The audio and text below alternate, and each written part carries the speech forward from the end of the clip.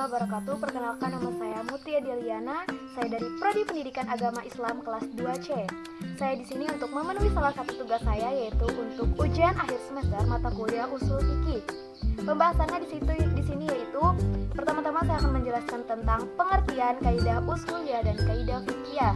Nah, kaidah adalah patokan atau ukuran sebagai pedoman bagi manusia dalam bertindak. Kaidah juga dapat dikatakan sebagai aturan yang mengatur perilaku manusia dan perilaku sebagai kehidupan bermasyarakat. Ahmad Warson Munawwir mengatakan bahwa kaidah adalah al-asas, yang berarti dasar, asas atau fondasi, dan al-mabda' yang artinya prinsip, dan al-nasak yang artinya metode atau cara. Sedangkan Mustafa Ahmad Al-Zarqa mengatakan bahwa kaidah secara bahasa yaitu al-asas, baik berupa asas yang konkret atau indrawi maupun asas yang abstrak atau maknawi. Nah, adapun pengertian kaidah secara terminologis cenderung berbeda-beda menurut para ulama. Menurut ahli nahwu, kaidah semakna dengan al-dabit, yaitu aturan-aturan umum yang mencakup seluruh bagiannya.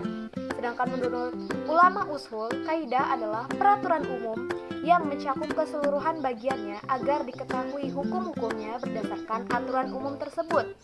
Nah, pendapat lainnya juga menyatakan arti kaidah yaitu hukum mayoritas atau kebanyakan yang bersesuaian dengan sebagian besar bagian-bagiannya untuk mengetahui hukum-hukum yang tercakup di dalamnya.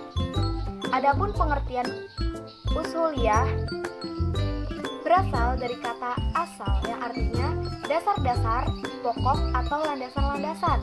Secara etimologis, asal berarti sesuatu yang dijadikan dasar atau pokok atau landasan sesuatu yang lain. Sedangkan secara terminologis, ushuliyah memiliki 5 pengertian.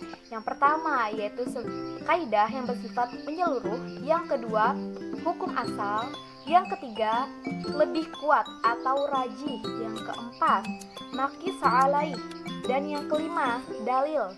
Dengan demikian, pengertian kaidah ushuliyah adalah suatu hukum kulli yang dapat dijadikan standar hukum bagi yang juz'i yang diambil dari dasar kulli yaitu Al-Quran dan Sunnah atau hadis. Nah, oleh karena itu, kaidah ushuliyah dapat dikatakan sebagai kaidah istinbatiyah atau kaidah lugawiyah. Sepintas tampaknya ada keserupaan antara makna kaidah dengan makna asal, namun pada dasarnya berbeda. Nah, selanjutnya kaidah fiqhiyah. Kaidah fikih dalam istilah bahasa Arab berasal dari kata al-qaidah al-fiqhiyah yang berasal dari dua kata yaitu al-qaidah dan al-fiqhiyah. Al-qaidah berarti kaidah secara bahasa yang artinya dasar atau fondasi, dan fiqhiyah secara etimologis berasal dari kata fikih yang artinya ilmu. Arti tersebut diambil dari pengertian fikih dalam firman Allah dan dalam hadis Nabi. Dalam firman Allah terdapat dalam penggalan Quran surah At-Taubah ayat 122 yang berbunyi liyatafaqahu fid-dini, yang artinya untuk memperdalam pengetahuan agama. Dan dalam hadis Nabi terdapat juga tentang pengertian fikih yang artinya yaitu barang siapa yang dikehendaki baik oleh Allah, niscaya diberikan kepadanya pemahaman ilmu agama. Hadis riwayat Bukhari. Nah, pengertian lain fikih menurut bahasa yaitu mengetahui dan memahami sesuatu. Sedangkan arti fikih secara terminologis adalah ada beberapa macam. Definisi fikih yang paling masyhur adalah ungkapan Imam Syafi'i bahwa merupakan pengetahuan mengenai hukum-hukum syariat amaliyah yang diambil dari dalil-dalilnya yang terperinci. Nah, kesimpulannya dapat dikatakan bahwa kaidah fiqhiyah yaitu dasar-dasar fikih dalam bentuk teks undang-undang yang ringkas yang memuat hukum-hukum tasyri' secara umum terhadap peristiwa-peristiwa yang menjadi objeknya. Nah, selanjutnya saya akan membahas tentang perbedaan-perbedaan antara kaidah fiqhiyah dan kaidah ushuliyah. Perbedaan-perbedaannya yaitu dari segi objeknya. Objek dari kaidah ushuliyah adalah dalil-dalil yang dalam Al-Quran dan hadis. Sedangkan objek dari kaidah fiqhiyah adalah perilaku mukallaf. Kaidah usuliyah berlaku secara umum, sedangkan kaidah fiqhiyah hanya berlaku pada sebagian besarnya saja, di mana selalu terdapat pengecualian dalam penerapannya. Lalu perbedaan yang kedua yaitu kaidah usuliyah merupakan sarana untuk melakukan istinbat hukum syara yang bersifat amaliyah. Sedangkan kaidah fiqhiyah adalah hasil dari penerapan hukum yang bersifat amaliyah tersebut, di mana kaidah fiqhiyah adalah kompilasi dari hukum-hukum yang memiliki kesamaan, yang mana ketentuan hukumnya merujuk pada kesamaan sebab atau ilatnya. Selain itu, ada juga perbedaan-perbedaan lain dari kaidah usuliyah dan kaidah fiqhiyah lainnya, yaitu kaidah usuliyah pada hakikatnya adalah kaidah istidlaliyah yang menjadi wasilah para mujtahid dalam istinbat atau menyimpulkan sebuah hukum syar'iyyah amaliyah. Kaidah ini menjadi alat yang membantu para mujtahid dalam menentukan suatu hukum. Sedangkan kaidah fiqhiyah adalah suatu susunan lafal yang mengandung makna hukum syar'iyyah aglabiyah yang mencakup di bawahnya banyak furu, sehingga kita bisa memahami bahwa kaidah fiqhiyah adalah hukum syar'i dan kaidah ini digunakan sebagai istihdar atau menghadirkan hukum, bukan istinbat atau mengambil hukum. Jadi seperti layaknya kaidah usuliyah. Lalu perbedaan yang ketiga yaitu kaidah usuliyah dalam teksnya tidak mengandung rahasia-rahasia syar'i, tidak pula mengandung hikmah syar'i, sedangkan kaidah fiqhiyah dari teksnya terkandung kedua hal tersebut. Maka tepat bila dikatakan bahwa kaidah fiqhiyah menjadi interpretasi dari dalil dengan konotasi umum. Lalu yang ketiga, perbedaan yang ketiga yaitu kaidah usuliyah merupakan kaidah yang menyeluruh atau kaidah kuliah dan mencakup seluruh furu di bawahnya, sehingga istisnaiyah atau pengecualian hanya ada sedikit sekali atau bahkan tidak ada sama sekali. Berbeda dengan kaidah fiqhiyah yang banyak terdapat istisnaiyah, karena itu kaidahnya kaidah aglabiyah atau kaidah umum. Lalu perbedaan yang keempat yaitu kaidah usuliyah lebih kuat dari kaidah fiqhiyah.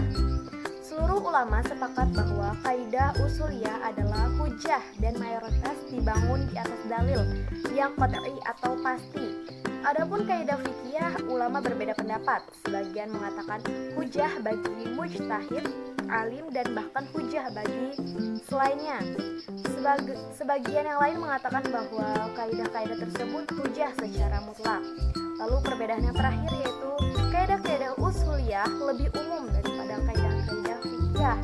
Nah, selanjutnya saya akan membahas tentang dua pertanyaan, yaitu pertanyaan pertama yaitu jelaskan apa yang diketahui tentang maksud dawabit fikih dan nazariyah fikih. Jawabannya yaitu dawabit fikih memiliki perbedaan dengan kawaid fikih. Perbedaannya yaitu kawaid fikih memiliki ruang lingkup yang tidak terbatas dan luas dalam permasalahan fikih. Tetapi kalau dawabit fikih ini ruang lingkupnya hanya mencakup satu permasalahan fikih saja. Kaidah fikih tersebut dapat digunakan di berbagai permasalahan di dalam fikih, berbeda dengan dawabit fikih yang hanya sebatas satu permasalahan fikih saja. Tetapi istilah dawabit fikih maupun kawaid fikih ini kurang diperhatikan oleh penyusun kitab-kitab tentang kawaid fikih. Jadi antara kawaid fikih dan dawabit fikih ini sering disamakan. Lalu mengenai tentang nazariyah fikih. Ulama kontemporer mengistilahkan nazariyah fikih ini ialah memadukan antara kajian fikih itu sendiri dengan hukum positif. Antara kawaid dan nazariyah ini dilihat dari segi persamaannya, yaitu sama-sama mencakup tentang permasalahan tentang fikih yang berbeda-beda. Tetapi kalau dilihat dari segi perbedaannya, kawaid ini hanya mengandung hukum fikih yang dapat diaplikasikan kepada seluruh cabang, sedangkan nazariyah tidak, tapi hanya mencakup satu permasalahan fikih saja atau tidak mengandung hukum fikih. Contohnya seperti nazariyah al-milk atau kaidah-kaidah tentang kepemilikan, kemudian kaidah-kaidah tentang fasakh, lalu istimbat, kaidah-kaidah tentang pembatalan, dan masih banyak lagi. Kemudian perbedaan yang paling krusial atau yang paling terlihat ialah kalau kawaid fikih tidak dapat mencakup syarat dan rukunnya, tapi kalau nazariyah fikih harus mencakup syarat dan rukunnya. Lalu pertanyaan yang kedua yaitu, apa kedudukan dan fungsi kaidah fikih mengenai perkembangan hukum Islam itu sendiri? Kedudukan kaidah fikih yaitu yang pertama, kaidah fikih sebagai dalil pelengkap adalah bahwa kaidah fikih sebagai dalil yang digunakan sebagai dalil setelah menggunakan dua dalil pokok yaitu Al-Quran dan hadis. Posisi dalil pelengkap ini adalah sebagai penguat dari dalil-dalil yang telah diterapkan dalam Al-Quran dan hadis. Lalu yang kedua yaitu kaidah fikih sebagai dalil mandiri adalah bahwa kaidah fikih digunakan sebagai dalil hukum yang berdiri sendiri tanpa menggunakan dua dalil pokok. Lalu fungsi kaidah fikih dalam pengembangan hukum Islam itu sendiri yaitu yang pertama, menertibkan dan menggabungkan hukum-hukum yang bertebaran yang mempunyai hubungan erat serta mempunyai sifat-sifat yang layak untuk dikumpulkan menjadi satu pintu. Lalu yang kedua, untuk mempermudah menghafal berbagai macam furu serta tidak butuh untuk menghafal beraneka ragam hukum juziat. Lalu yang ketiga, dengan menghafal satu kaidah fikih akan mengetahui berbagai macam hukum yang include di dalamnya. Lalu yang keempat, untuk menyatakan bahwa hukum-hukum juz'i yang ilatnya sama padahal hukumnya berbeda adalah jenis ilat dan jenis dalam maslahat. Nah, sekian dari saya. Apabila ada kesalahan saya mohon maaf. Wassalamualaikum warahmatullahi wabarakatuh.